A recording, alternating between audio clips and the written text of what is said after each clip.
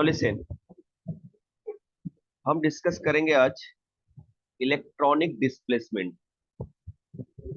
बहुत important topic है।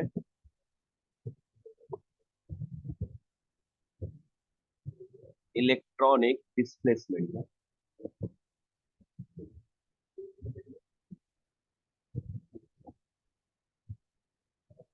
Electronic displacement इसी को हम कह सकते हैं मूवमेंट ऑफ इलेक्ट्रॉन। ठीक है, ध्यान से समझो बातों को।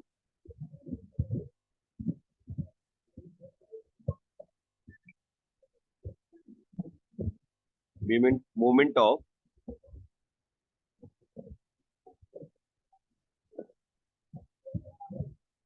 Bonding electrons.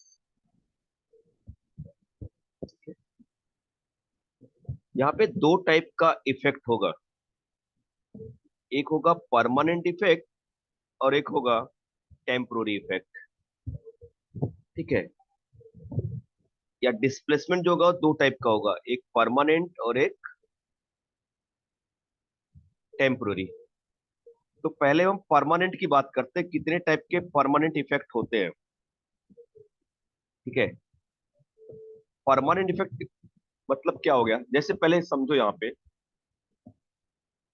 कि ए और बी के बीच में एक बॉन्ड है।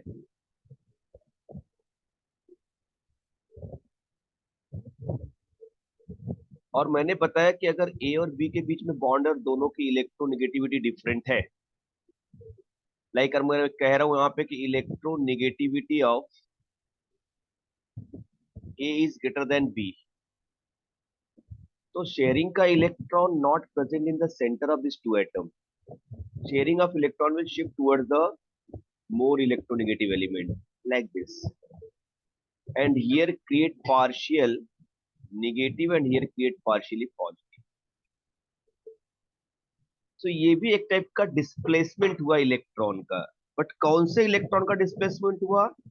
सिग्मा इलेक्ट्रॉन का डिस्प्लेसमेंट हुआ। सिग्मा का इलेक्ट्रॉन मूव किया यहाँ पे। दूसरा देखो, जैसे मैंने लिया ए और यहाँ पे डबल बॉन्ड ले लिया बी और यहाँ पे सिंगल बॉन्ड ले लिया मैंने सी। अब यहाँ पे देखो, ये इसमें जब भी डबल बॉन्ड आएगा, मैंने अभी लास्ट कल ही लेक्चर लिया था कि अगर दो एटम के बीच में दो बॉन्ड है तो एक सिग्मा होगा और एक पाई बॉन्ड होगा। कभी भी दो एटम्स के बीच में एक ही सिग्मा बॉन्ड होगा, दो सिग्मा बॉन्ड नहीं होंगे, तो एक सिग्मा और एक पाई। अब ये पाई इलेक्ट्रॉन जो है वो यहां से यहां पे जा सकता है, तो यहाँ पे एक स्ट्रक्चर बन सकता है और स्ट्रक्चर हो जाएगा ए। अब सिंगल बॉन्ड हो गया बी और डबल बॉन्ड हो गया सी। यहाँ पे एक्स्ट्रा इलेक्ट्रॉन आ गया, यहाँ से इलेक्ट्रॉन निकल गया, तो यहाँ पे प्लस आ गया, यहाँ पे माइनस। यहाँ पे भी डिस्प्लेसमेंट हुआ इलेक्ट्रॉन का, बट यहाँ पे जो डिस्प्लेसमेंट हुआ, this is called what? Sigma electron displacement, displacement of sigma electron. जहां पे भी सिंगल बॉन्ड है और सिंगल बॉन्ड में इलेक्ट्रॉन मूव कर रहा है, इधर उधर से जा रहा है, यहाँ पे थोड़ा शिफ्ट हो रहा है, तो this is called what? Sigma displacement या डिस्प्लेसमेंट ऑफ सिग्मा इलेक्ट्रॉन। और जब कभी भी पाई इलेक्ट्रॉन पूरा का पूरा मूव हो रहा है तो इसको बोलते हैं पाई इलेक्ट्रॉन का डिस्प्लेसमेंट हो रहा है। और इसकी वजह से यहाँ पे कंपाउंड पे इफेक्ट्स गिरते हैं। इस डिस्प्लेसमेंट की वजह से कंपाउंड पे इफेक्ट गिरते हैं और वो इफेक्ट डिसाइड करता है कि जो हमारा रिएक्शन में इंटरमीडिएट बन रहा है, रिएक्शन के बीच में जो कंपाउंड बन रहे हैं उनकी स्टेबिलिटी क्या है और रिएक्शन किस डायरेक्शन में मूव करेगा, कौन सा ज्यादा प्रोडक्ट होगा और कौन सा कम प्रोडक्ट होगा। मेरी बातें समझ में आ रही है आपको? जैसे मैंने यहाँ पे बताया कि एक रिएक्टेंट है और रिएक्टेंट कन्वर्ट हो रहा है प्रोडक्ट में। सो रिएक्टेंट को प्रोडक्ट में कन्वर्ट होने के दो रास्ते हैं। या तो ये डायरेक्टली कन्वर्ट हो जाएगा ट्रांजिशन स्टेट के थ्रू, ये मैंने पहले भी बताया था। अदरवाइज पहले ये कन्वर्ट हो जाएगा रिएक्शन इंटरमीडिएट में और रिएक्शन इंटरमीडिएट फिर कन्वर्ट होगा प्रोडक्ट। तो जब जब कभी भी रिएक्शन इंटरमीडिएट फॉर्म होता है, या तो कार्बोकैटायन या कार्बेन आयन या फ्री रेडिकल या कोई और चीज है, तो उस केस में हमें देखना पड़ता है कि ये रिएक्शन इंटरमीडिएट कौन सा स्टेबल है और इसमें किस टाइप का इफेक्ट हो रहा है। तो जो इफेक्ट गिरते हैं उसके बारे में हम डिस्कस करने जा रहे हैं आज। और इसमें मेनली हम लोग परमानेंट इफेक्ट और टेम्पोररी इफेक्ट की बात करेंगे। तो यहाँ पे मैं लिखने जा रहा हूँ इफेक्ट। बहुत ध्यान से मेरी बातों को समझो, एक एक चीजों को। तो जैसे ही मैं बात करने जा रहा हूँ इफेक्ट की, तो इफेक्ट में पहला मैं बात करने जा रहा हूँ परमानेंट इफेक्ट की।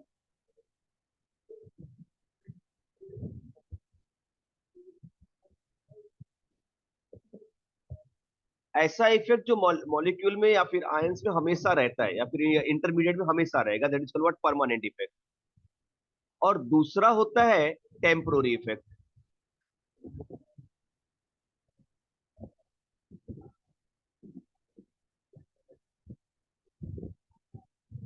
तो ये दोनों इफेक्ट में, परमानेंट इफेक्ट और टेम्पोररी इफेक्ट में क्या डिफरेंसेस है, और कितने टाइप के परमानेंट इफेक्ट होते हैं और कितने टाइप के टेम्पोररी इफेक्ट होते हैं, और उनका क्या एप्लीकेशन है, उसके बारे में हम डिस्कस करेंगे। और यही पूरा कंक्लूजन होता है जीओसी का, जनरल ऑर्गेनिक केमिस्ट्री का। जैसे अगर मैं बात करने जाऊंगा परमानेंट इफेक्ट का, तो परमानेंट इफेक्ट में मेरे पास तीन इफेक्ट्स आते हैं। उसमें से पहला होता है इंडक्टिव इफेक्ट।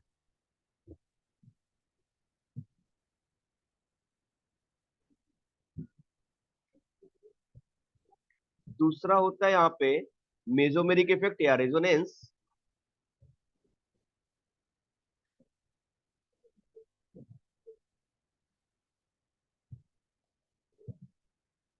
थोड़ा सा बहुत माइन्यूट डिफरेंस होता है, बट मैं बताऊंगा उसमें। नॉर्मली एक ही चीज मानते हैं इसको। और तीसरा यहाँ पे हो जाता है बेटा, यहाँ पे हाइपर कॉन्जुगेशन।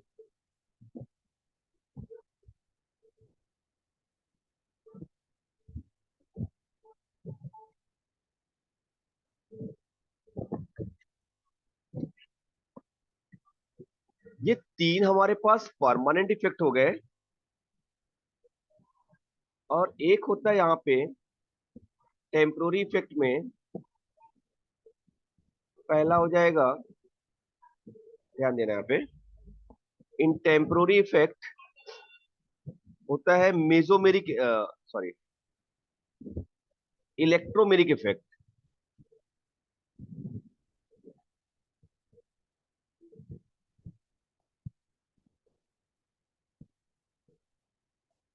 Electromeric effect. और एक होता है, उसको मैं बताता हूँ भी, बट मेन ये इंपॉर्टेंट है, यहां से चलेंगे, यहां तक लिख लेंगे हम लोग। अब इस केस में मैं पहले आपको बताने जा रहा हूँ इंडक्टिव इफेक्ट के बारे में। जरा ध्यान से समझना इंडक्टिव इफेक्ट के बारे में, हाँ।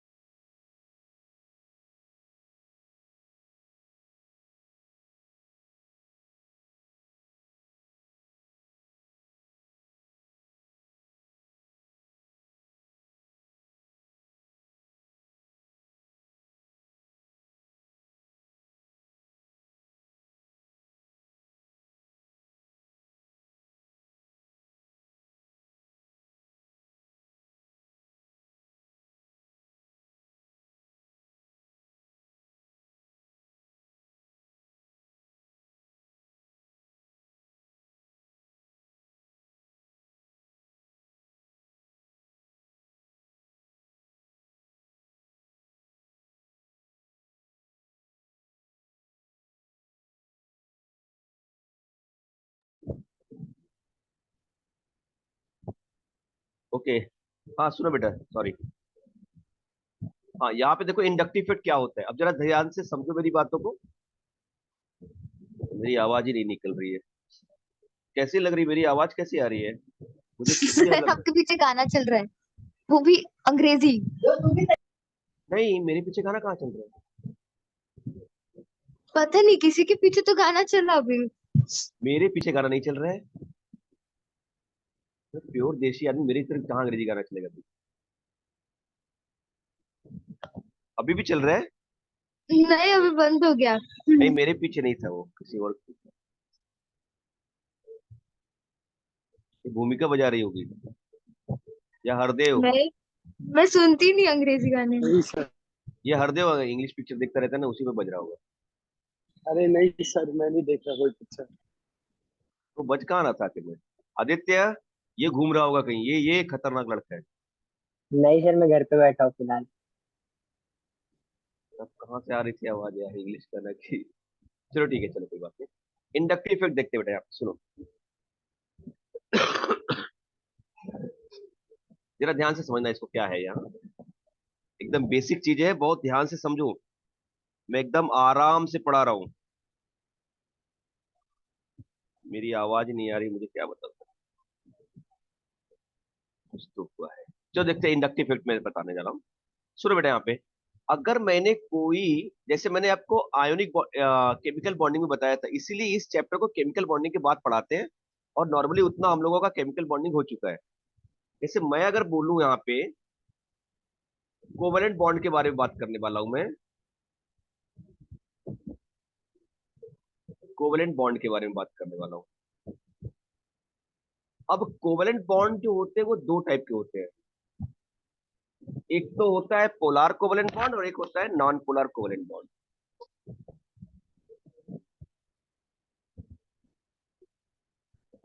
Polar and non polar.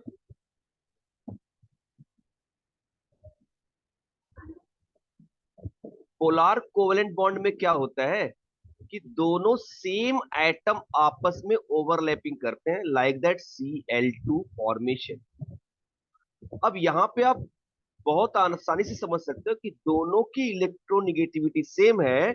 इसके लिए शेयरिंग के दोनों इलेक्ट्रॉन सेंटर में होंगे, राइट।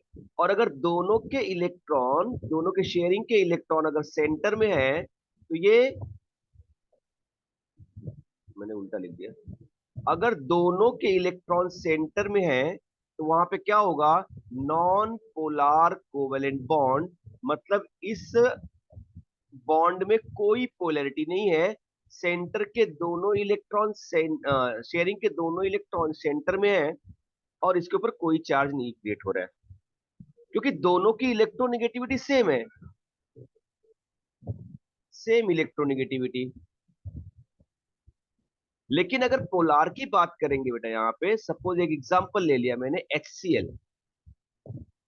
अब अगर H और Cl की मैं बात करने जा रहा हूं, तो एक इलेक्ट्रॉन H का और एक इलेक्ट्रॉन Cl का शेयरिंग कर लिया। लेकिन अब शेयरिंग का इलेक्ट्रॉन दोनों एटम के सेंटर में प्रेजेंट नहीं है। हमें यह पता है कि electronegativity of chlorine is greater then hydrogen. So sharing का इलेक्ट्रॉन हाइड्रोजन की बजाय हाइड्रोजन के साइड से क्लोरीन के साइड में शिफ्ट हो जाता है। और जब शिफ्ट हो गया इलेक्ट्रॉन, तो यहाँ पे क्रिएट होता है पार्शियल नेगेटिव, और यहाँ पे होता है पार्शियल पॉजिटिव। अब आप जरा सा ध्यान से इस बात को समझोगे तो आपको पता चलेगा कि यहाँ पे इलेक्ट्रॉन का डिस्प्लेसमेंट हो रहा है। ये जो शेयरिंग का इलेक्ट्रॉन है, वो एक प्लेस से दूसरे प्लेस पे मूव हो रहा है। और जब मूव हो रहा है, तो एक एटम से थोड़ा नजदीक चला जाता है, और जिसके पास जाता है, जिसके नजदीक जाता है, वहां पे पार्शियल निगेटिव, और जिससे दूर जा रहा है वहां पे पार्शियल पॉजिटिव क्रिएट हो जाता है। क्या इतनी बात समझ में आ गई आपको पोलार कोवेलेंट बॉन्ड के बारे में? बोलो। हाँ सर। हाँ, ये सब लोग कुछ ना कुछ बोलते रहो यार, ऐसा प्लीज, हाँ ऐसा शांत मत बैठो। मुझे लगता है कि मैं कुछ तो अलग ही बोल रहा हूँ, सब लोग कुछ सुन नहीं रहे हैं।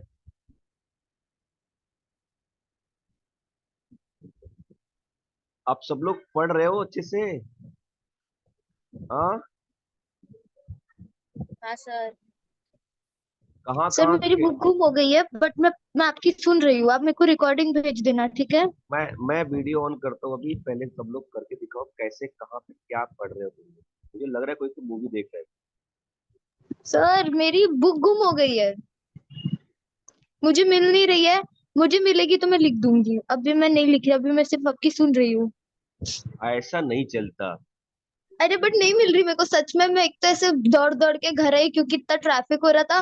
फिर मैं क्लास से घर आई, फिर इधर आके क्लास चालू किया, फिर अभी बुक ढूंढूंगी तो हो गया, फिर तो सब छूट जाएगा। अच्छा, बाकी लोग पहले वीडियो ऑन करो सब लोग मैं अभी। कार में हूँ, मैं इसलिए वीडियो चालू नहीं कर रही हूँ। आप मैं घर देखो, आ रही हूँ, मैं भांडुप से घर आ रही हूँ मैं। कार चला रही है, कोई कुछ कर रहा है, मैं हद थोड़ी है। ना चला रही हूँ, पप्पा चला रहे हैं। अच्छा अच्छा, ठीक है ठीक है ठीक है। और कौन? अनन्या, आप कल कहाँ थी? सावंत, सब आउट ऑफ टाउन आई हूँ तो बाहर गई थी, फंक्शन था। अभी बाहर ही हो आप? हाँ कल आ रही हूँ। ओके। स्वरा, हूँ सर मैं नहीं हूँ तो मुझे भी पता है, तू कहाँ है? घर पे। अच्छा ठीक है। मेहर,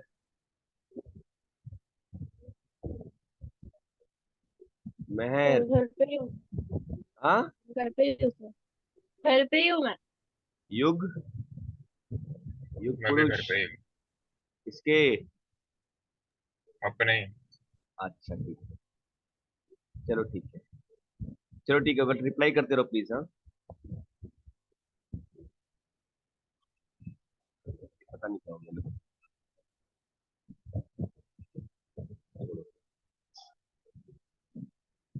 आप रिप्लाई हाँ ना यस नो करते रहो कम से कम, मुझे पता चलेगा क्या हो रहा है। अब देखो यहाँ पे, सो sharing of electron shift towards the more electronegative element, and because of that polarity create in a molecule. अब इसी पोलैरिटी को मैं एक्सप्लेन करने जा रहा हूं कार्बन चेन में। जरा समझो इस बात को। Suppose if I am considering one compound of the carbon chain जिसमें एक से ज्यादा कार्बन आपस में अटैच्ड है, लाइक दिस। और ऐसे केस में यहां पे कोई एक एटम अटैच है, hetero atom, this is what x. And you know that valency of carbon is what 4। ये मैंने यहाँ पे वैलेंसी दिखा दी इसकी 4, लाइक दिस। ये कार्बन चेन हो गया बेटा। यहाँ पे शर्त यहाँ पे ये है कि ये जो एटम अटैच है, हेट्रो एटम अटैच है, इसकी इलेक्ट्रोनिगेटिविटी ज्यादा है। ये हाई इलेक्ट्रोनेगेटिव एलिमेंट है जिसमें कार्बन से इसकी इलेक्ट्रोनेगेटिविटी ज्यादा है। और अगर इलेक्ट्रोनेगेटिविटी इस हेट्रो एटम का कार्बन से ज्यादा है तो ये शेयरिंग का इलेक्ट्रॉन अपनी तरफ विड्रॉ करेगा। Are you getting my point? So we can say that this is the electron withdrawing group. Electron withdrawing group, withdraw the electron. और X की इलेक्ट्रोनेगेटिविटी क्या है? ज्यादा है। Electronegativity of X is greater then carbon. तो आप जरा सोचो खुद से कि शेयरिंग का इलेक्ट्रॉन किधर शिफ्ट हो गया? X के साइड में। तो X के ऊपर हो गया पार्शियल निगेटिव और कार्बन के हो गया पार्शियली पॉजिटिव। अब सुनो ध्यान से, ये इफेक्ट इस कार्बन चेन में क्रिएट होगा क्योंकि ये वाला कार्बन इस एक्स के नजदीक है। तो इन दोनों कार्बन को अगर मैं कंपेयर करूंगा तो शेयरिंग का इलेक्ट्रॉन इस कार्बन की साइड में थोड़ा ज्यादा शिफ्ट हो जाएगा। मतलब यहां भी शिफ्टिंग का इलेक्ट्रॉन हो रहा है और इसके ऊपर थोड़ा पार्शियली पॉजिटिव होगा बट कम होगा। ये इफेक्ट यहाँ पे भी गिरेगा और इसके ऊपर भी पॉजिटिव होगा बट थोड़ा और कम होगा। और यहाँ ये इफेक्ट यहाँ पे तक जाएगा और इसके बाद यहाँ पे भी पॉजिटिव होगा और ये क्या हो जाएगा? और कम हो जाएगा। इन शॉर्ट अगर देखा जाए तो यहाँ पे मैं ये बताने की कोशिश कर रहा हूं कि यहाँ पे partially one is more effective than partially two, is more effective than partially three, is more effective than partially four. इसी बात को मैं और एक एग्जांपल से बताने जा रहा हूं। जैसे अगर मेरे पास यहाँ पे एक मैग्नेट हो गया और मैग्नेट रख दिया मैंने, यहाँ पे एक पेपर का शीट रखा और यहाँ पे आयन के टुकड़े रख दिए मैंने, फिर पेपर का शीट रखा, फिर आयन के टुकड़े रख दिए मैंने यहाँ पे, फिर पेपर का शीट रखा और फिर आयन के टुकड़े रख दिए मैंने, फिर रखा पेपर का शीट, फिर आयन के टुकड़े रख दिए मैंने यहाँ पे। अब मुझे जरा बताओ कि इस मैग्नेट से ये वाला टुकड़ा बहुत ज्यादा इफेक्टिव अट्रैक्ट होगा क्योंकि नजदीक है। इसके बाद शायद ये जो टुकड़े हैं थोड़ा कम अट्रैक्ट होंगे, शायद ये और कम होंगे, शायद ये नहीं होगा। Are you getting my point? तो यहाँ पे जो शिफ्टिंग है वो ज्यादा शिफ्टिंग होगी, इन दोनों के बीच में थोड़ा कम होगा, यहाँ पे और कम होगा, यहाँ पे और कम हो जाएगा, शायद निग्लिजिबल हो जाएगा। तो इसी इफेक्ट को कहते हैं हम लोग inductive effect. Polarity create in a carbon chain because of the presence of different electronegative element. मेरी बातों को जरा सा ध्यान से समझो। अब इस इंडक्टिव इफेक्ट को मैं आपको एक्सप्लेन करने जा रहा हूं विद द डेफिनेशन। यहां पे ये शायद समझ में आया आपको। अच्छा, एक और एग्जांपल मैं लेना चाहता हूं। यहां पे सपोज यहां पे एक और कार्बन चेन मेरे पास आ गया सिमिलर वे में, लेकिन अब इससे जो अटैच्ड है वो एक्स नहीं अटैच है, यहां से वाई अटैच हो गया। और वाई जो है वो इलेक्ट्रॉन डोनेटिंग ग्रुप है। ये फुल फॉर्म लिख लेना, electron withdrawing group, electron donating group. मतलब अब कार्बन की अगर मैं बात करने जा रहा हूं तो electronegativity of carbon is greater than Y. Y की इलेक्ट्रोनिगेटिविटी कम है और कार्बन की ज्यादा है। मतलब अब जो शिफ्टिंग होगा इलेक्ट्रॉन का अपोजिट डायरेक्शन में होगा, यहां पे होगा। तो इसके ऊपर पार्शियली पॉजिटिव हो जाएगा और इसके ऊपर पार्शियली निगेटिव हो जाएगा। ये इफेक्ट यहां पे भी गिरेगा पार्शियली निगेटिव 2, ये इफेक्ट यहां पे भी गिरेगा पार्शियली निगेटिव 3, यहां पे भी आएगा पार्शियली निगेटिव 4। अब यहां पे भी इफेक्ट वही सेम कंडीशन होगा, partially 1 is greater then, partially 2 is greater then, partially 3 is greater then partially 4। सो इस तरह से देखा जाएगा तो दो टाइप के इंडक्टिव इफेक्ट हो गए मेरे पास। एक, जब इलेक्ट्रॉन कार्बन एटम से दूर जा रहा है, ऐसे केस में इसको बोलते हैं हम लोग negative inductive effect. Inductive effect ये तब होगा जब किसी चेन से, सिस्टम से इलेक्ट्रॉन विड्रॉइंग ग्रुप अटैच है और इसको हम रिप्रेजेंट करते हैं -I से। और ये जो होगा वो पॉजिटिव इंडक्टिव इफेक्ट होगा। ये तब इफेक्ट क्रिएट होता है जब कोई ऐसा एटम या ग्रुप अटैच हो जो इलेक्ट्रॉन डोनेटिंग हो। इंडक्टिव इफेक्ट, और इसको हम लोग +I से रिप्रेजेंट करते हैं। यहां पे -I हो गया बेटा, यहां पे +I हो गया। ये समझा आपको? ये हाँ सबको सर। समझ में आया? गुड। अब जरा देखो यहाँ पे, अब मैं इसको डिफाइन करने जा रहा हूं। तो what is the definition of this inductive effect?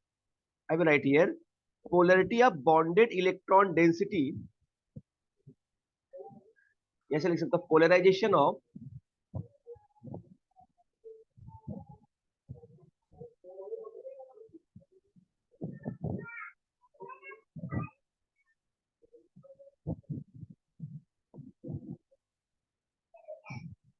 polarization of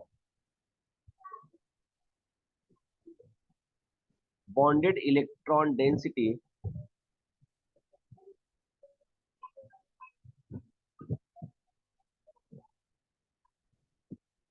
towards more electronegative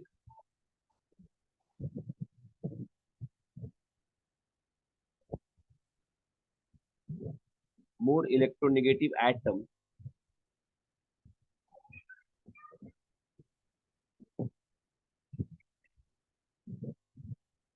leads to development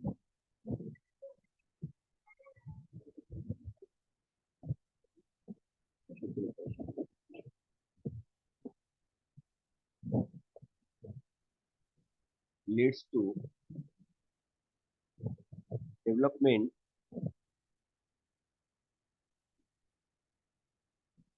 of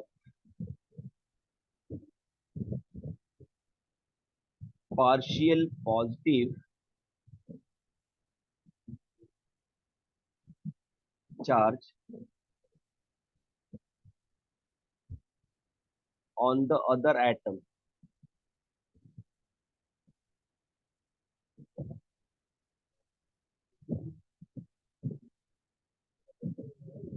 This atom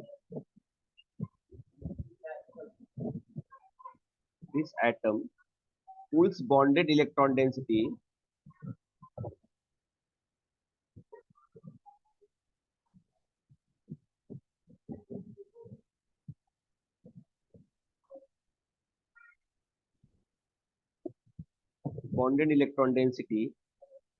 from next atom. अरे आप स्टेटमेंट लिखा लो। हाँ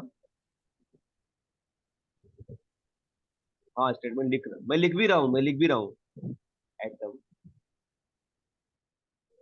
आप देख नहीं रहे हो क्या? देख इन रही द हो बट चेन मुझे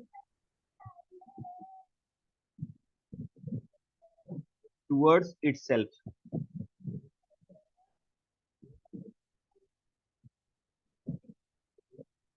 This phenomenon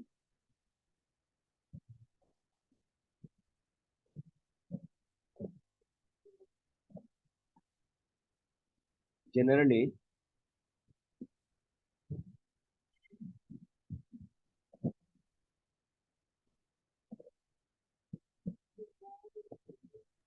सर आपने बॉन्डेड इलेक्ट्रॉन डेंसिटी फ्रॉम के बाद क्या लिखा है? next atom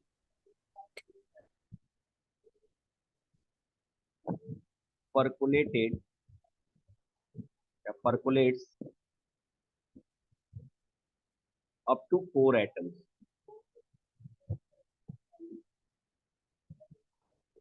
in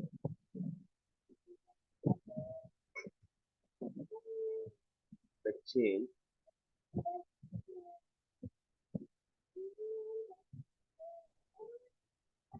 with decreasing intensity.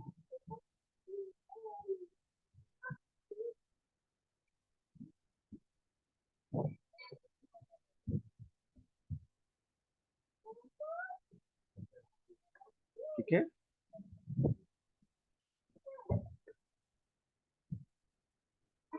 ये बात समझ में आ गया आपको?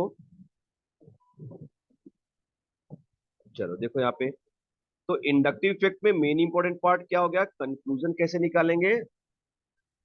देखो ध्यान से,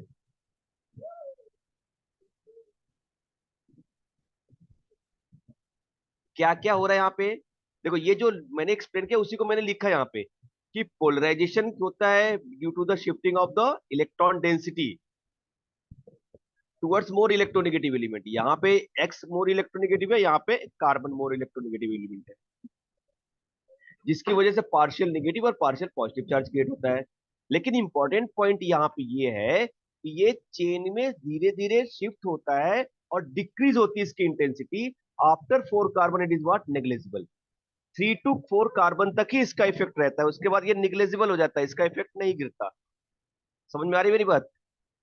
जैसे मैंने बताया, मैग्नेट का एग्जांपल लिया, यहाँ पे ज्यादा शिफ्ट हो रहा है, यहाँ पे ज्यादा होगा, यहाँ पे ज्यादा होगा, शायद ये नहीं होगा, तो 3 से 4 चेन तक तो होगा कार्बन तक, उसके बाद ये निग्लेजिबल हो जाएगा इसका इफेक्ट। समझ में आई बातें? अब इसी को मैं अगर पॉइंट वाइज लिखूं तो क्या लिखूंगा? इंपॉर्टेंट पॉइंट्स क्या होंगे इसमें, ध्यान देना। जैसे यहाँ पे होता है ऑपरेट टू सिग्मा बॉन्ड, ये सबसे इंपॉर्टेंट है, सिर्फ सिग्मा बॉन्ड में ही इंडक्टिव इफेक्ट होता है। ऑपरेट ए या ऑपरेट टू सिग्मा बॉन्ड, मतलब जहां पे सिंगल बॉन्ड होगा वहां पे ऑपरेट होगा। दूसरी बात,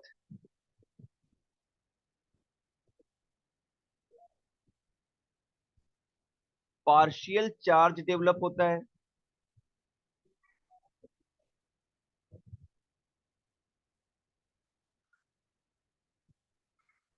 थर्ड पॉइंट, कैन आपको बी, सिग्मा बॉन्ड वाला फिर से रिपीट कर सकते हैं? मतलब सिर्फ सिग्मा बॉन्ड, जैसे कार्बन सिग्मा बॉन्ड, कार्बन है, कार्बन डबल बॉन्ड ऑक्सीजन है, तो यहाँ पे जो सिग्मा इलेक्ट्रॉन होगा बस वही इंडक्टिव इफेक्ट शो करेगा, पाई इलेक्ट्रॉन शो नहीं करता, ओनली सिग्मा इलेक्ट्रॉन। ठीक है, अच्छा। थर्ड पॉइंट देखो यहाँ पे,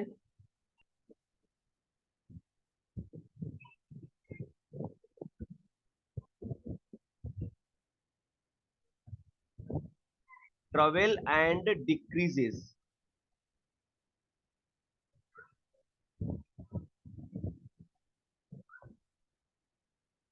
its intensity.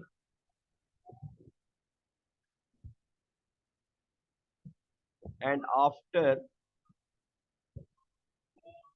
4 atoms, it is negligible.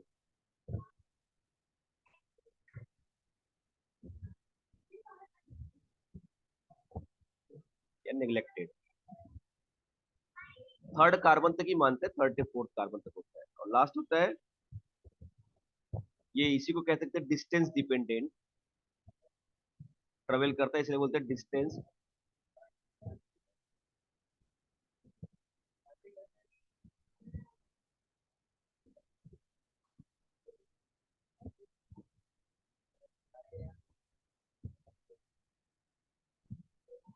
Dependent. हाँ, और तीसरा होता लास्ट पॉइंट होता है यहाँ पे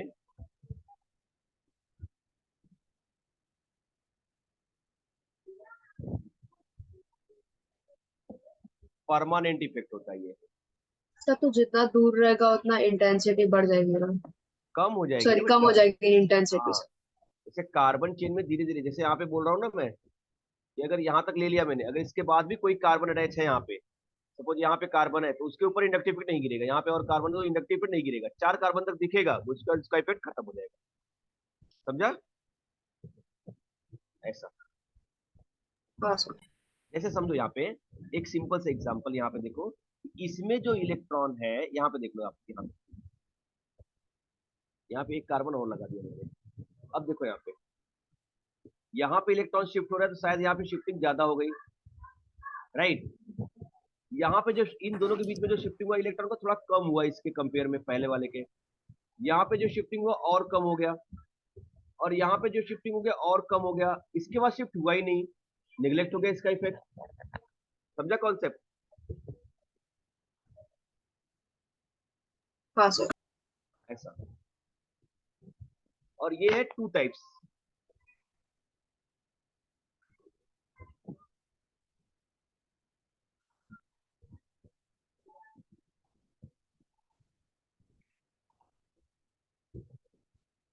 -I एंड +I। ये कौन शो करता है? इलेक्ट्रॉन विथड्रॉइंग ग्रुप, और ये शो करता है इलेक्ट्रॉन डोनेटिंग। क्लियर है?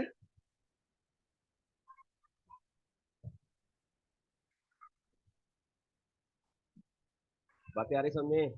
हाँ सर। चलिए अब आगे बढ़ते हैं। अब सवाल ये उठता है कि कौन से ग्रुप है जो इलेक्ट्रॉन को विथड्रॉ करते हैं और उनका सीक्वेंस क्या है, ये आपको याद करना पड़ेगा।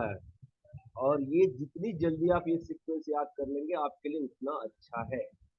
मैं बात करने जा रहा हूं नेगेटिव इंडक्टिव इफेक्ट की।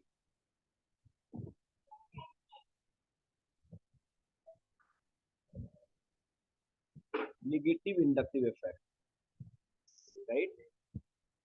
और नेगेटिव इंडक्टिव सीरीज की बात कर लेते हैं पहले हम लोग।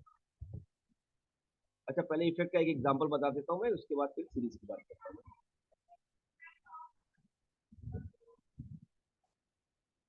जैसे मैंने एग्जांपल लिया यहाँ पे, मैंने लिया बेटा यहाँ पे CH3 CH2 CH2 CH2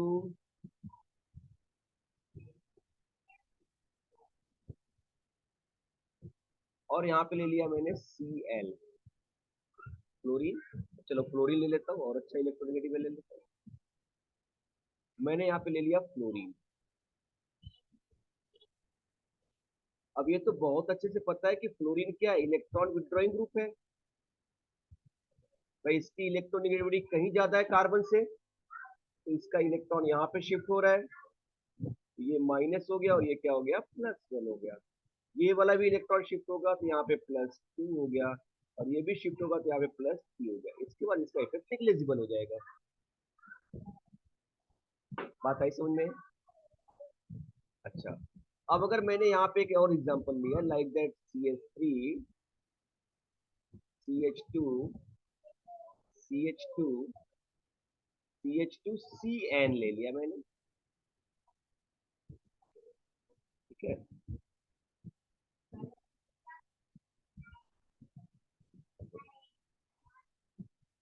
CN भी इलेक्ट्रॉन विड्रॉइंग ग्रुप है,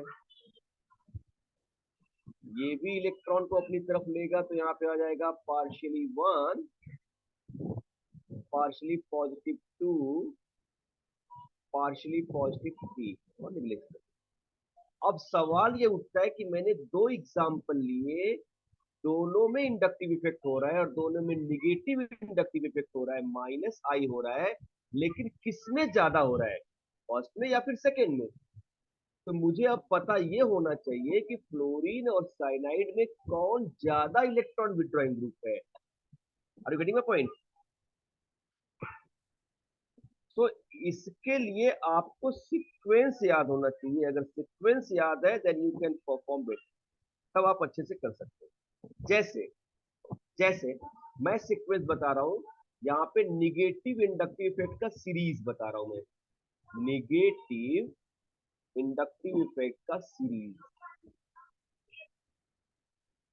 देखिए ध्यान से, अब भी आपको ये अच्छे से तैयार हो जाएगा, याद हो जाएगा। अब देखो यहाँ पे, जैसे मैंने लिखा एग्जांपल यहाँ पे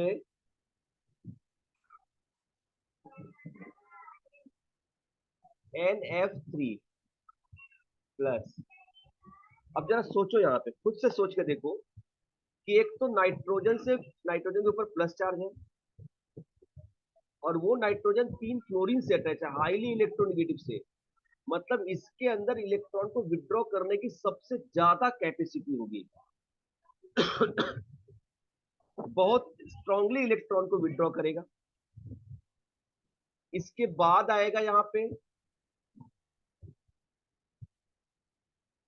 NR3, यहाँ पे भी प्लस है। इसके बाद आएगा यहाँ पे NH3,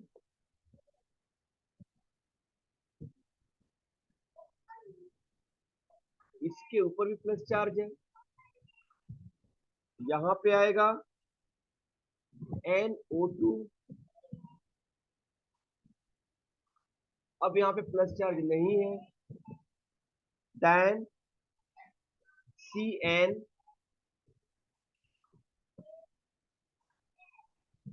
then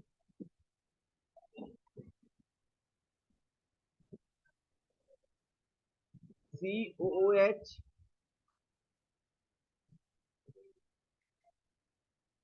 then fluorine,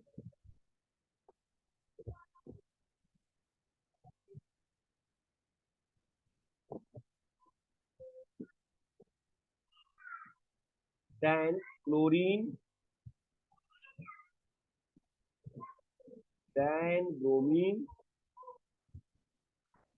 then iodine,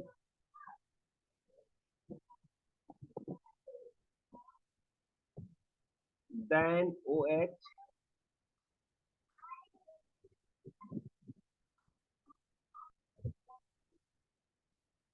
OR,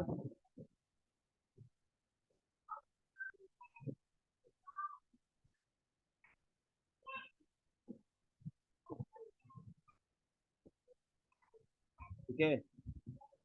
then triple bond,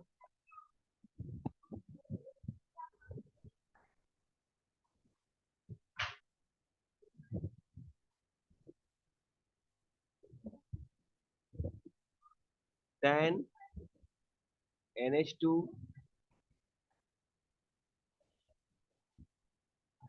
then benzene,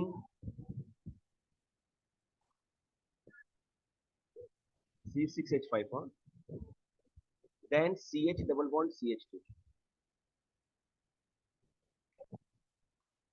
ये सीक्वेंस हो गया, ये मैं बना देता हूँ यहाँ पे।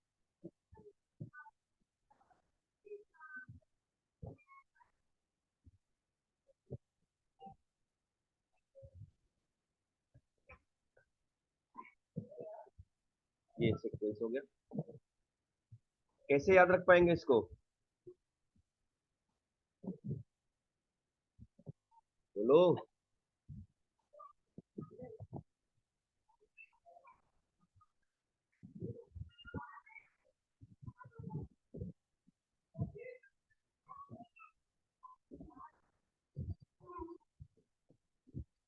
देखो यहाँ पे कैसे याद रखते हैं, सुनो यहाँ पे ध्यान से, एक एक बात, एक एक वर्ड को लो। देखो यहाँ पे कैसे,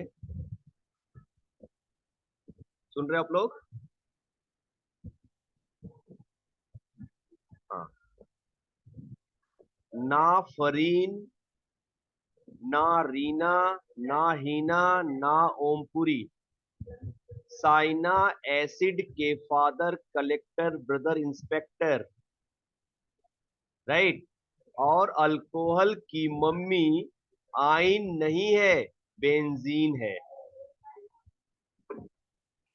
फिर से सुनो, ना फरीन, ना रीना, ना हीना, ना ओमपुरी, साइना एसिड के फादर कलेक्टर ब्रदर इंस्पेक्टर, और अल्कोहल की मम्मी आइन नहीं है, बेंजीन है। अंडरस्टूड? नहीं सर। नहीं सर।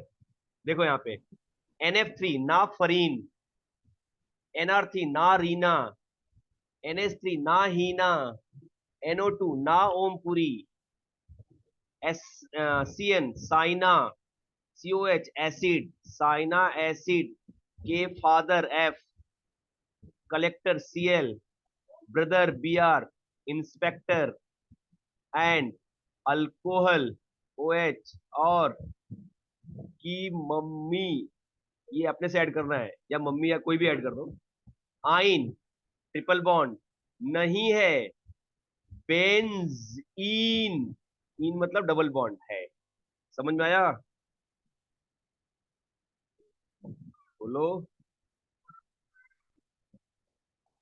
समझा। हम्म,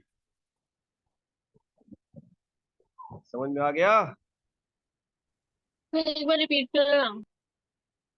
ना फरीन, ना रीना, ना हीना, ना ओमपुरी, साइना एसिड के फादर कलेक्टर ब्रदर इंस्पेक्टर, यहाँ पे, और अल्कोहल की मम्मी आइन नहीं है, बेंजीन है।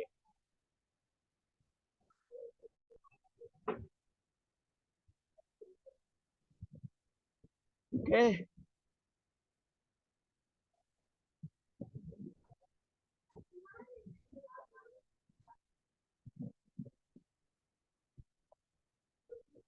चलिए ऐसे ही पॉजिटिव वाला ले लेते हैं हम लोग सीरीज, उसको भी याद रख लेते हैं। बट उसमें कोई सीक्वेंस नहीं, छोटा छोटा है, याद हो जाएगा वो, फटाक से याद हो जाएगा।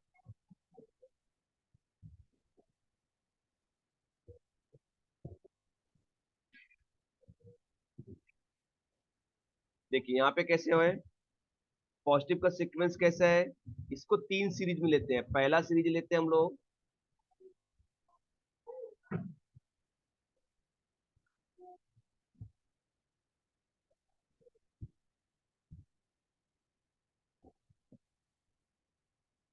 CH2 minus. अब देखो इस माइनस के अंदर इलेक्ट्रॉन देने की कैपेसिटी बहुत ज्यादा होगी, electron donating group, highly electron donating group minus है। Then NH2, sorry NH negative, then O minus, oxygen negative, then COO minus. ये सीक्वेंस हो गया पहला series. Then second,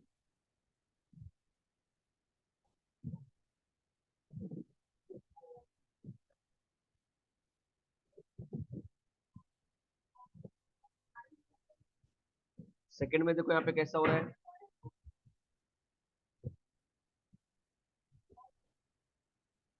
CH3,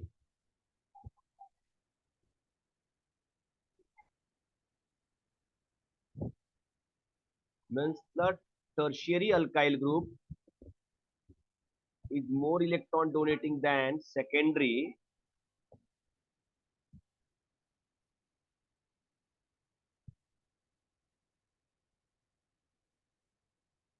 is more electron donating group as compared to primary.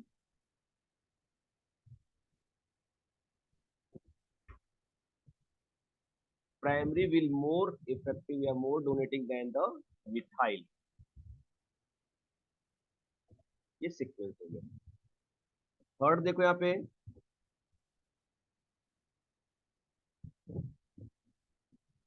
Hydrogen के isotopes tritium will be more effective than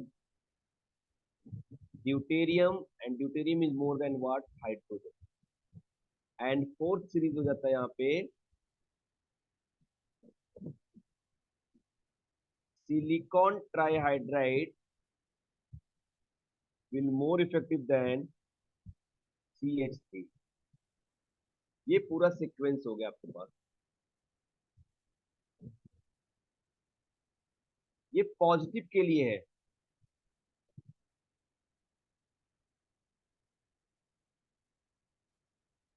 ऐसा इसको हम लोग बोलते हैं टर्शियरी 3 डिग्री कार्बन, यहाँ पे हो जाएगा 2 डिग्री, यहाँ पे हो जाएगा 1 डिग्री। ये समझ में आया आपको?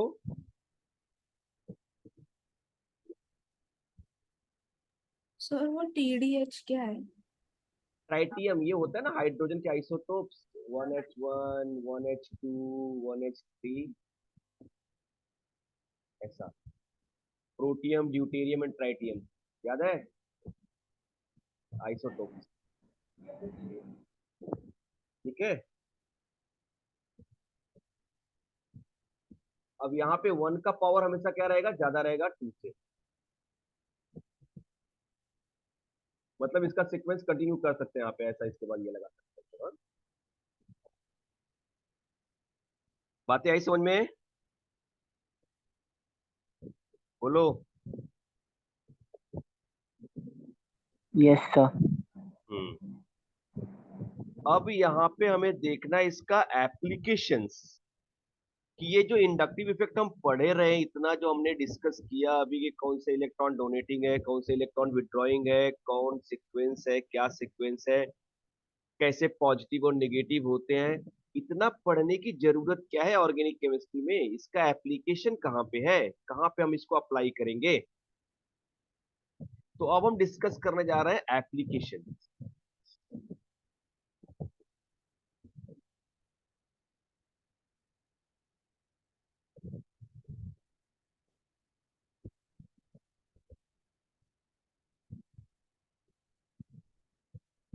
Application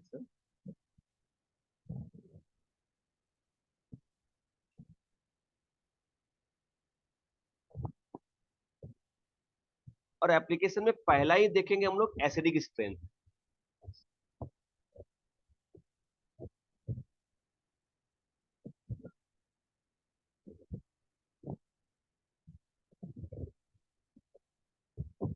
to determine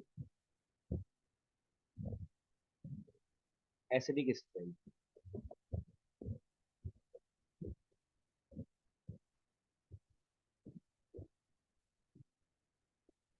acidic strength को डिटरमाइन करने का प्रोसेस।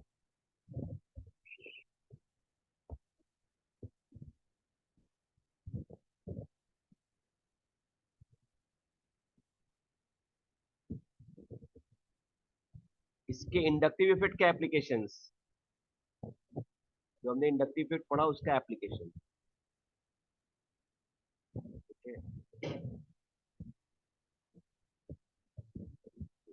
सुनो ध्यान से, अब जरा देखो यहाँ पे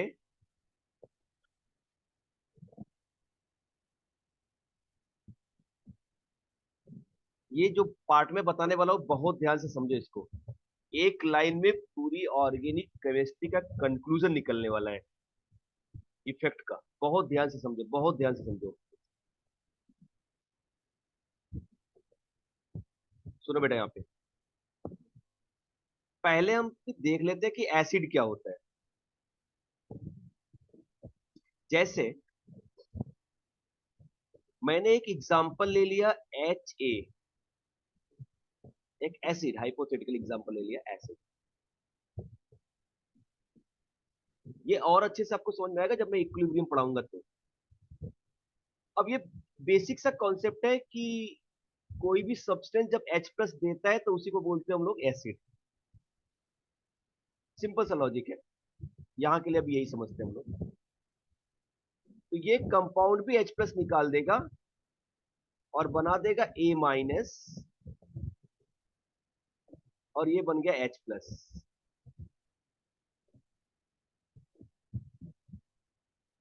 ऐसे केसेस में एसिड में से जब H प्लस निकल जाता है और जो बना उसको बोलते हैं कॉन्जुगेट बेस।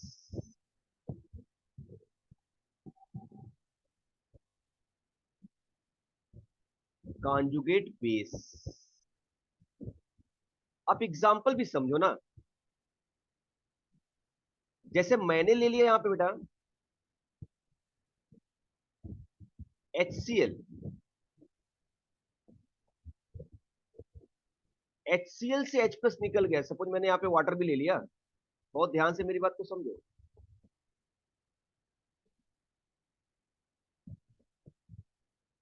तो यहां पे बन गया H3O प्लस और Cl माइनस। इस HCl ने H प्लस दिया, इसके लिए इसको बोलेंगे हम लोग एसिड। वाटर ने H प्लस लिया, इसके लिए इसको बोलेंगे base. Proton donor is called what? Acid. Proton acceptor is called what? Base.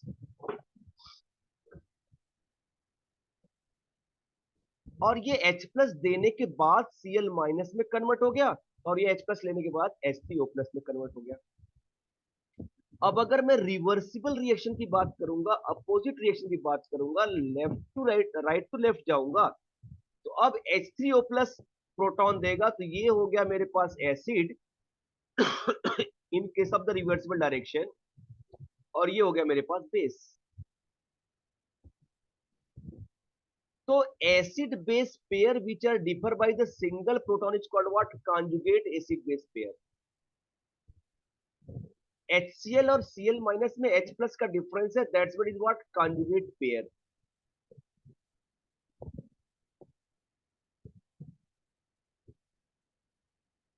और ये दोनों आपस में कॉन्जुगेट पेयर हो गए।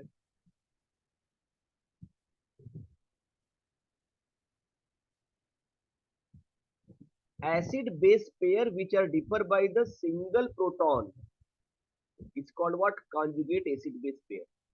हमें इस पे कॉन्सेंट्रेट नहीं करना, हमें सिर्फ ये देखना है कि किसी भी एसिड से अगर H प्लस निकाल दिया तो वो कॉन्जुगेट बेस बन जाता है। अब यहां पे हम लोग law of mass action apply करते हैं बेटा। मतलब अगर मैंने law of mass action apply किया, ये सिंपल सा लॉजिक है, ये आप इक्विलिब्रियम में समझोगे। जो प्रोडक्ट है उनका कॉन्सेंट्रेशन डिवाइडेड बाय रिएक्टेंट का कॉन्सेंट्रेशन। इन शॉर्ट अगर देखा जाए तो मैं कहूंगा Ka is equal to A minus concentration into H plus concentration divided by Ha concentration. एक फॉर्मूला अप्लाई होता है, बहुत आसानी से समझो इसको। अब मैं अगर एसिड के स्ट्रेंथ की बात बताने जा रहा हूं, तो एसिडिक स्ट्रेंथ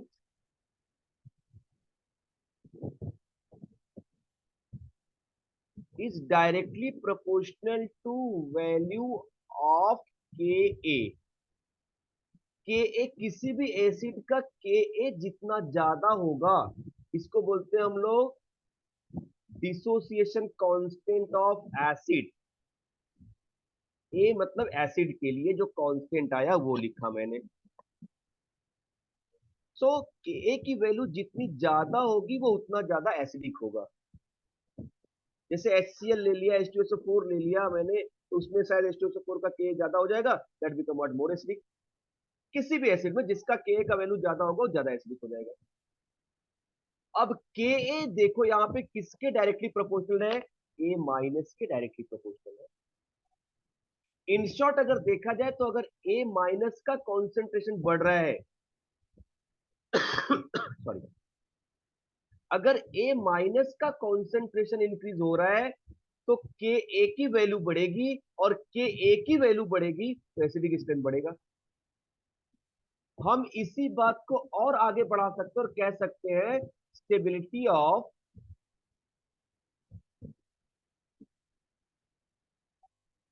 conjugate base।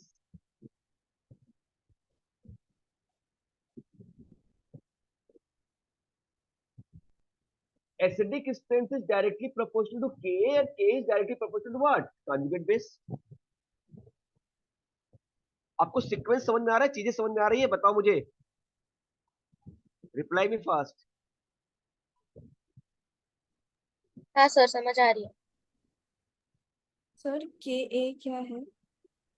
ये डिसोसिएशन कांस्टेंट है एसिड के लिए, ठीक है। ठीक है। और कोई? सर तो इस केस में वो concentration of A minus conjugate base हो जाएगा ना?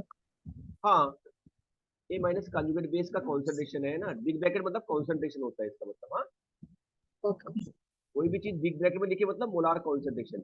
अब देखो ये मोलार कॉन्सेंट्रेशन इसके डायरेक्टली प्रोपोर्शनल हो गया ना, तो ये जितना ज्यादा होगा ये वैल्यू ज्यादा आएगी, और ये ज्यादा कब होगा? जब ज्यादा स्टेबल होगा, ठीक है। मतलब यहाँ पे मेरे कहने का सिर्फ ये एक लॉजिक है कि किसी भी एसिड की एसिडिक स्ट्रेंथ को कौन डिसाइड करता है? उसका कॉन्जुगेट बेस। कॉन्जुगेट बेस जितना ज्यादा स्टेबल होगा वो उतना ज्यादा एसिडिक होगा। ऐसा क्यों हो रहा है? क्योंकि भाई ये जल्दी से H+ निकाल के इसमें कन्वर्ट होना चाहेगा ना। ये एसिड है और एसिड में से H+ निकलता है तभी वो एसिड होता है। अब H+ कौन निकालेगा? वही निकालेगा जो निकालने के बाद कोई स्टेबल कंपाउंड बनाता हो। Are you getting my point? तो ये फटाक से एसिड में से H+ निकाल करके ये स्टेबल बना देगा। मतलब कोई भी एसिड का एसिडिक स्ट्रेंथ डिसाइड कौन कर रहा है? उसका कॉन्जुगेट बेस। उसका कॉन्जुगेट बेस कितना स्टेबल है वो डिसाइड कर रहा है कि वो कितना एसिडिक है। Getting my point? बात आई समझ में? हाँ सर। हाँ। अब यहाँ पे देखो, अब यहाँ पे देखो, अभी तक तो मैं आपको ये फिजिकल केमिस्ट्री का इक्विलिब्रियम समझा रहा था। अब इसको मैं इंडक्टिव इफेक्ट से कैसे कोरिलेट करने जा रहा हूं, वो मेरी बात समझो, बहुत ध्यान से समझो। जैसे अब मैंने एक एग्जांपल लिया बेटा, यहाँ पे एकदम आराम से देखो। मैंने लिया 3 एग्जांपल मैं लेने जा रहा हूं। CH3 COOH। मैंने लिया दूसरा एग्जांपल CH2 F COOH। और मैंने लिया यहां पे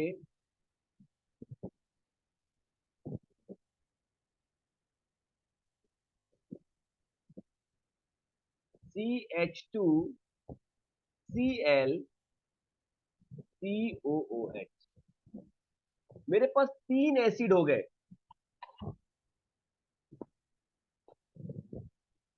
मैं नंबर दे देता हूं इसको, 1 2 एंड 3। मेरे पास 3 एसिड्स हो गए।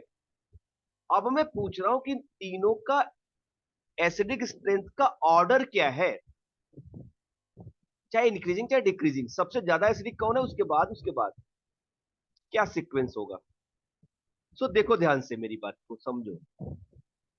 सबसे पहला काम तो मैं ये करने जा रहा हूं कि सब में से H+ निकाल दे रहा हूं मैं, और उसको कॉन्जुगेट बेस में कन्वर्ट कर दे रहा हूं मैं, लाइक दिस। मैंने यहां से CH3 CO- और डबल बॉन्ड O लिख दिया। इसका मतलब इसमें से मैंने H+ को निकाल दिया। सेकेंड में भी वही करने जा रहा हूं मैं। यहां से भी ध्यान देना, यहां पे ये H+ में निकाल रहा हूं, यहां पे ये माइनस हो रहा है, राइट।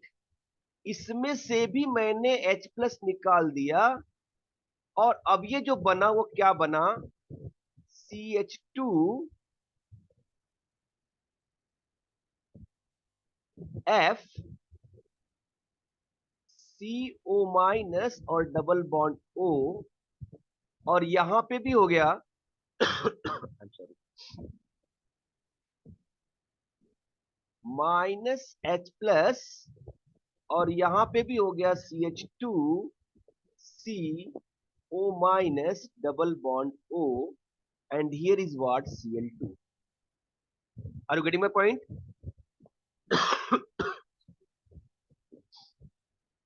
क्या इतनी बातें समझ में आ गई आपको? बोलो।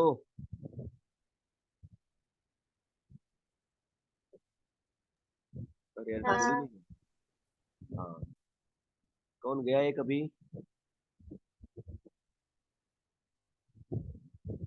भूमिका भाग गई।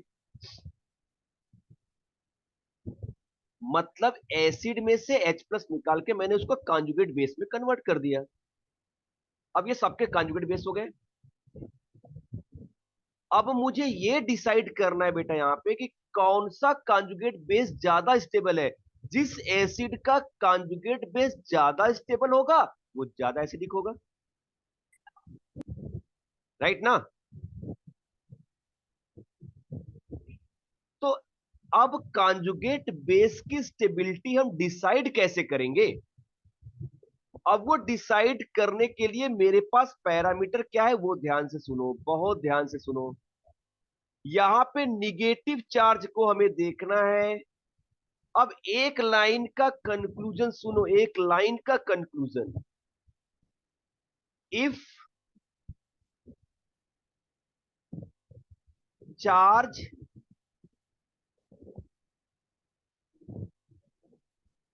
dispersed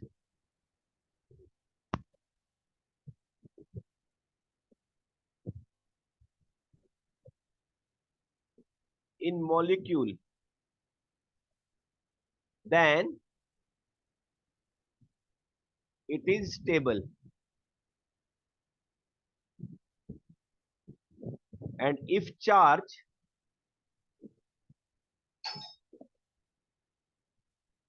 increases या चार्ज डेंसिटी इंक्रीजेस या charge increases,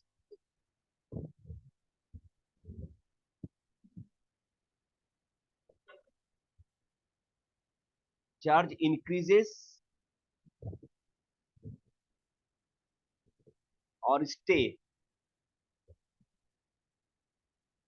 then it is unstable। अब समझो यहां पे मैं फिर से बता रहा हूं एकदम सिंपल स्टेटमेंट में। अगर ये निगेटिव चार्ज पूरे मॉलिक्यूल में डिस्पर्स हो रहा है, मतलब एक एक एटम पे चार्ज नहीं है, वो चार्ज पूरे मॉलिक्यूल में डिस्पर्स हो रहा है, डिस्ट्रीब्यूट हो गया, तो वो स्टेबल हो जाएगा। और अगर कोई ऐसा ग्रुप अटैच है जो कि चार्ज को और बढ़ा रहा है और निगेटिव चार्ज बढ़ा रहा है, या वो निगेटिव चार्ज वहीं पे रुका हुआ है, वो अनस्टेबल हो जाएगा। एक एग्जांपल देखो। जैसे मैं कहूं कि यहाँ पे मेरे ऊपर कर्ज है, कुछ निगेटिव कर्ज। अब मेरे कुछ ऐसे दोस्त है या मेरे कुछ ऐसे साथ में है जो मेरे इस कर्ज को डिस्ट्रीब्यूट कर ले रहे हैं अपने ऊपर, तो मैं थोड़ा सा हल्का फील करूंगा, मैं स्टेबल हो जाऊंगा। लेकिन कुछ और ऐसे मित्र हैं या ऐसे दोस्त हैं जो कि और इंक्रीज कर दे रहे हैं कर्ज, और मुझसे मांग ले रहे हैं कर्ज, तो वहां पे बढ़ जाएगा ये बातें समझ में आई आपको? तो मुझे देखना है कि किस कॉन्जुगेट बेस पे निगेटिव चार्ज डिक्रीज कर रहा है वो ज्यादा स्टेबल होगा, और अगर निगेटिव चार्ज डिक्रीज कर रहा है और डिस्ट्रीब्यूट हो रहा है और ज्यादा स्टेबल हो रहा है तो ज्यादा एसिडिक हो जाएगा। अब ये डिसाइड कौन करेगा? डिसाइड करेगा इंडक्टिव इफेक्ट।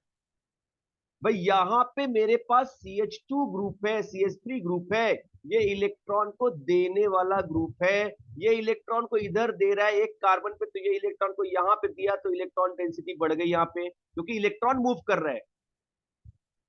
यहां से सुनो सुनो ध्यान से, ये इलेक्ट्रॉन को डोनेट कर रहा है कार्बन के साइड में, और ये इधर डोनेट किया, यहां से इलेक्ट्रॉन इधर डोनेट किया, और ये इलेक्ट्रॉन इधर थोड़ा शिफ्ट हो गया, तो इसके ऊपर और निगेटिव चार्ज बढ़ गया, ये तो अनस्टेबल हो गया।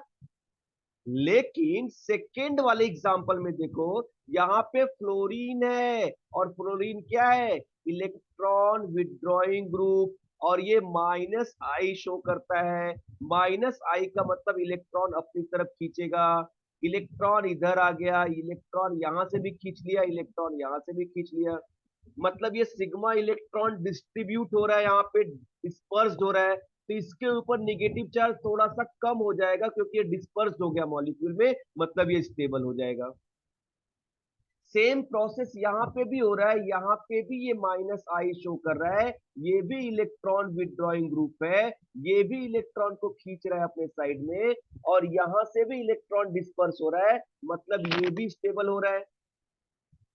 अब इन तीनों में देखा जाए तो ये सबसे कम स्टेबल है, और ये दोनों स्टेबल है, तो मुझे अब ये चेक करना है कि इन दोनों में कौन ज्यादा स्टेबल है, तो उसके लिए मुझे देखना पड़ेगा किसकी पावर ज्यादा है इलेक्ट्रॉन को खींचने की। तो मेरे पास यहाँ पे सीक्वेंस पड़ा हुआ है, और इस सीक्वेंस में मैं देख रहा हूं कि फ्लोरीन की कैपेसिटी ज्यादा है एज कंपेयर टू क्लोरीन, मतलब फ्लोरीन ज्यादा स्ट्रांगली इलेक्ट्रॉन को विड्रॉ करेगा एज कंपेयर टू क्लोरीन। इसका मतलब कि ये वाला इलेक्ट्रॉन ज्यादा खींच रहा है, मतलब यहाँ पे इलेक्ट्रॉन डेंसिटी एकदम कम हो रही है, ज्यादा डिस्पर्स हो रहा है, ये कांजुगेट बेस ज्यादा स्टेबल है, इसलिए इसके के की वैल्यू ज्यादा हो जाएगी, इसके लिए ज्यादा एसिडिक हो जाएगा। ये उसके बाद आ जाएगा और ये सबसे कम आ जाएगा। तो मेरे पास सीक्वेंस क्या बना बेटा, यहाँ पे मेरे पास सीक्वेंस बना second is more acidic than third and third is more acidic than first. I hope understood this part. बोलो।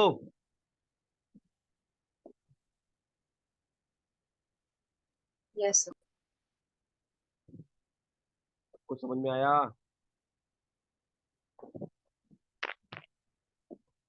हरदेव नाम के गुप्ता।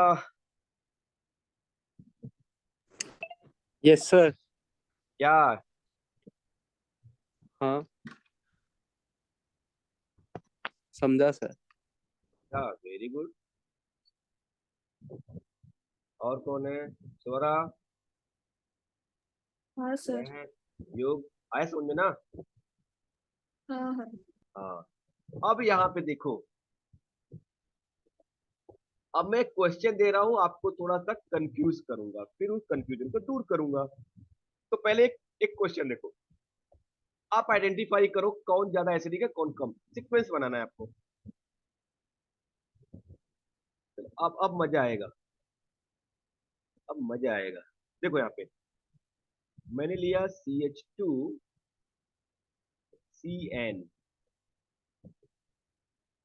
CH2COH, ये पहला कंपाउंड हो गया बेटा। यहाँ पे दूसरा देखो, यहाँ पे CH2F, CH2COH, ये दूसरा कंपाउंड हो गया। तीसरा मैंने लिया CH3CH, Cl, COH, और तीसरा हो गया ये, और चौथा मैं ले रहा हूं यहाँ पे CH, Br, Br, CH2, COH। क्या आप मुझे बता सकते हैं ये चारों में सीक्वेंस क्या होगा?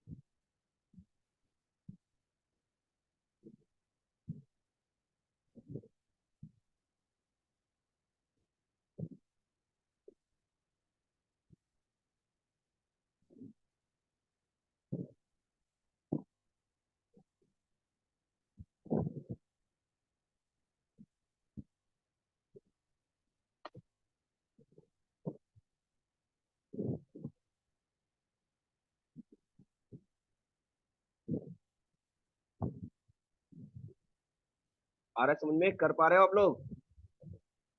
डिफिकल्टी हो रही है?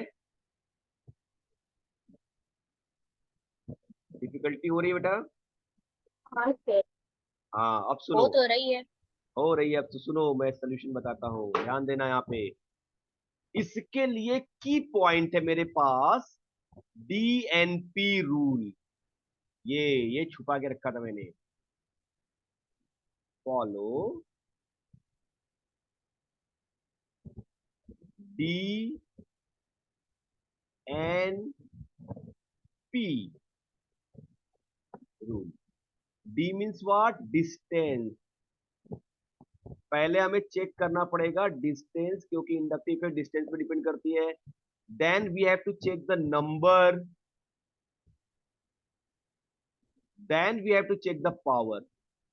अब मैं ये अप्लाई करके बताता हूं, सुनो ध्यान से। अब आपका ये एजम्पशन होना चाहिए फटाक से कि मैंने यहां से H प्लस निकाल दिया है। ये फटाक से आपको सोच लेना है कि मैंने H प्लस निकाल दिया, माइनस है, कौन सा माइनस ज्यादा स्टेबल है वही मुझे देखना है। तो बेटा यहाँ पे देखो, ये निगेटिव है, इसके यहाँ पे H2 है, यहाँ पे CH2 है, यहाँ पे Cn है। Cn minus I effect show करता है, यहाँ पे F है, ये भी माइनस आई शो करता है, यहाँ पे Cl है, ये भी माइनस आई शो करता है, यहाँ पे Br है, ये भी माइनस आई शो कर सकता है। सब माइनस आई शो कर रहे हैं, मतलब सब इलेक्ट्रॉन को अपनी तरफ खींच रहे हैं। अब जरा देखो यहाँ पे, भाई यहाँ पे निगेटिव है इस वाले कार्बन से, तो ये मेरे पास अल्फा कार्बन हो गया, ये कौन सा हो गया? बीटा। या 1 2 ले लो ना, इसमें क्या दिक्कत है? 1 2 ले लो। यहाँ पे 1 हो गया, यहाँ पे 2 हो गया, यहाँ पे 3 हो गया। यहाँ पे कैसा है? 1 2 3। यहाँ पे कैसा हो गया? 1 2 3, 1 2 3। अब देखेंगे तो सबसे नजदीक इलेक्ट्रॉन विड्रॉइंग ग्रुप कौन सा है? ये है। मुझे पहला डिस्टेंस ही देखना है। सीएन ज्यादा है सीक्वेंस में, फ्लोरीन ज्यादा है सीक्वेंस में, उससे मुझे मतलब ही नहीं है, पहले मुझे डिस्टेंस डिसाइड करना है। क्योंकि ये जो इंडक्टिव इफेक्ट है वो डिस्टेंस डिपेंडेंट है ना। जैसा जैसा डिस्टेंस बढ़ेगा उसका पावर कम होता होगा, इंटेंसिटी कम होती जाएगी। इसलिए सबसे नजदीक कौन सा? ये वाला है। डीएनपी के हिसाब से डिस्टेंस सबसे कम इसका है, क्योंकि सबसे नजदीक है तो इलेक्ट्रॉन को ज्यादा विड्रॉ कर लेगा, ये ज्यादा स्टेबल हो जाएगा। तो सबसे ज्यादा एसिडिक मेरे पास कौन सा हो गया? थर्ड हो गया। अब थर्ड के बाद ये भी तीसरे नंबर पे, ये भी तीसरे नंबर पे, ये भी तीसरे नंबर पे, और मुझे सिखाया गया कि यहाँ पे डिस्टेंस के बाद नंबर देखना है। यहाँ पे एक ही इलेक्ट्रॉन विड्रॉइंग ग्रुप है, यहाँ भी एक है, बट यहाँ पे दो है, और दोनों मिलकर के ज्यादा इलेक्ट्रॉन को विड्रॉ करेंगे, इसलिए ज्यादा स्टेबल हो गया। तो मेरे पास नंबर आ गया 4। और अब अगर मेरे पास डिस्टेंस देख लिया, नंबर देख लिया, अब मुझे पावर देखना है, क्योंकि यहाँ पे दोनों का डिस्टेंस सेम है और दोनों के नंबर सेम है, तो we have to decide by the power. और पावर का सीक्वेंस मेरे पास क्या है यहाँ पे? कि Cn is greater than fluorine. तो इसका मतलब Cn के अंदर इलेक्ट्रॉन को विथड्रॉ करने की कैपेसिटी ज्यादा है, because of that this one is more acidic then this one. I hope understood this part. DNP rule समझ में आया सबको?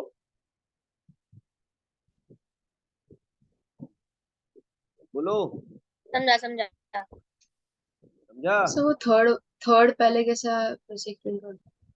थर्ड, क्योंकि डिस्टेंस यहाँ पे कम है ना, यहाँ पे माइनस है, माइनस से सबसे नजदीक है ना डिस्टेंस, दूसरे नंबर पे आ गया ना इलेक्ट्रॉन विड्रॉइंग। अच्छा तो ज्यादा स्टेबल हो जाएगा। हाँ, समझा ना कॉन्सेप्ट ये? मस्त। बोलो। इतने अच्छे से बता रहा, तुम लोग के अंदर चमक नहीं दिख रही है मुझे, तो दिख तो रही है, कोई बात नहीं। बोलना तो चाहिए कम से कम। आ रहा है समझ में? हाँ। चलो, अब मैं बहुत देर तक नहीं बैठ सकता, अब मेरा पेन शुरू हो गया। तो अब मैं क्या करूं?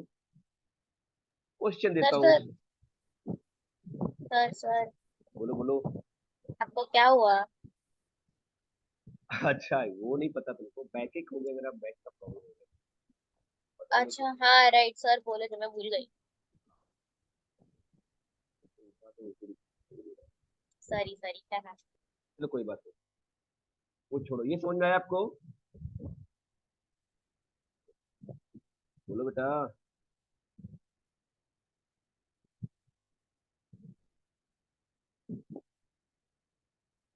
चलिए एग्जांपल दो। करेंगे? चलो बताओ, 2 क्वेश्चन आपके लिए ये रहा, जल्दी से बताना मेरे पास क्या है ज्यादा इतनी, एकदम छोटी छोटी चीजें दे रहा हूं मैं।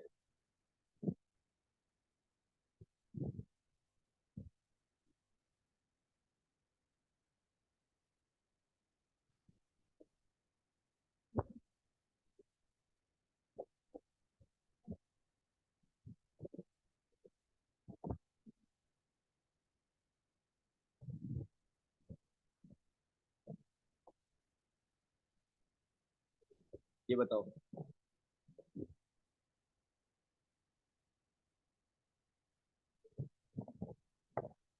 एक और क्वेश्चन है।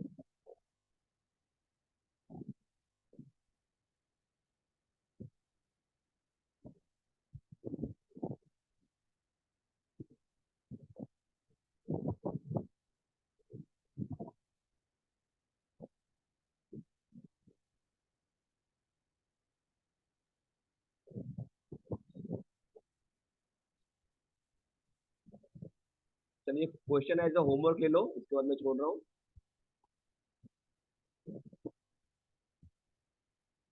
क्योंकि अभी भूमिका को जाना है डांडिया खेलने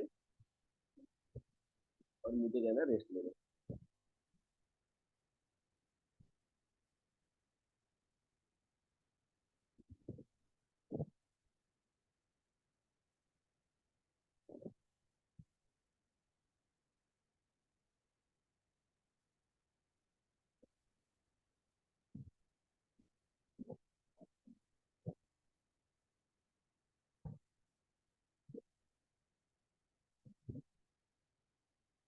चलिए बताइए फटाफट, ये ले लीजिए होमवर्क के लिए, और यहाँ पे लिख लीजिए एसिडिक स्ट्रेंथ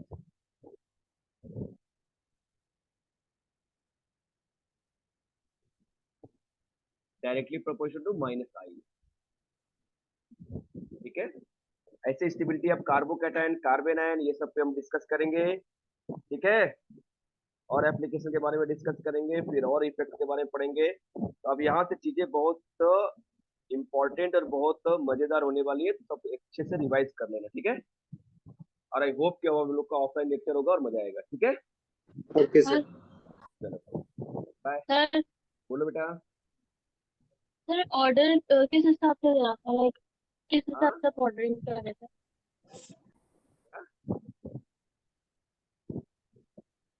आपकी आवाज बराबर नहीं आ रही है मेहर। सर क्लास एंड हो गई। हेलो। हेलो सर, हाँ बोलो। क्लास एंड हो गई, हाँ मैं लीव कर सकता हूँ?